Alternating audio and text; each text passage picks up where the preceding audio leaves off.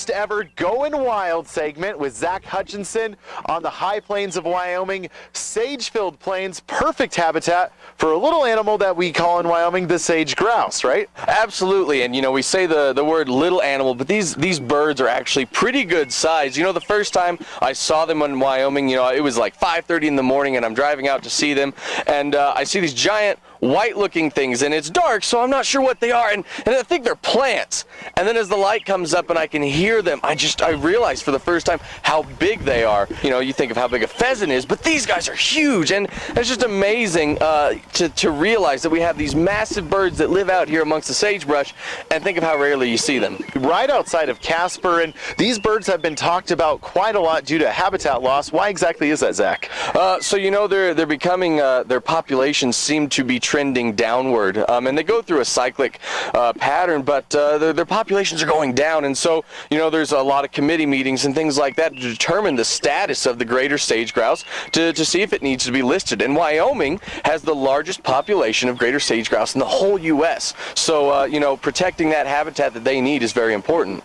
During these early dawn hours, that's when the sage-grouse are most active, correct? Yes, absolutely. Especially, you know, right now we're actually ending lekking season, and a lek is when a group of these game-like birds come together, and other birds do it, not just game birds, but these birds come together and they get in this big flat area, and basically all the males puff out their chests and say, "Hey baby, look how big I am," and they just out there strutting around. "Hey, check out my big gular sacks," you know, and that's what they're doing this whole time, you know, and there's different grouse that do it, and it's called booming, it's called lekking, you know, there's different things, and they make these sounds, and they just are showing off. It's like a bunch of single guys at a bar.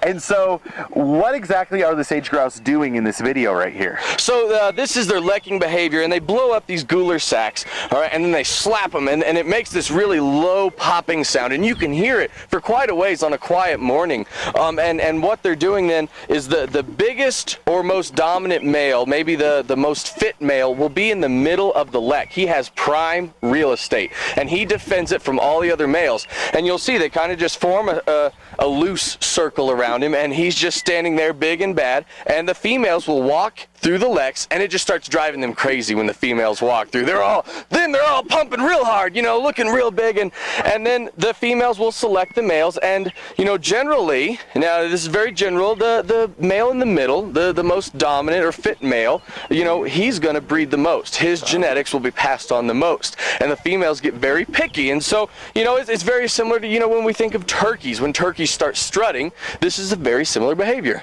And here on Wild Wyoming, it's all about the fascinating things that make Wyoming. How is sage-grouse a fascinating and important element to Wyoming? Well, you think about Wyoming, it's covered in sagebrush, and the one animal that depends greatly on sagebrush, one of the many animals that depends greatly on sagebrush, is the greater sage-grouse. And so they are such an integral part of Wyoming because they depend on these things that are all around us, this sagebrush that surrounds and covers Wyoming.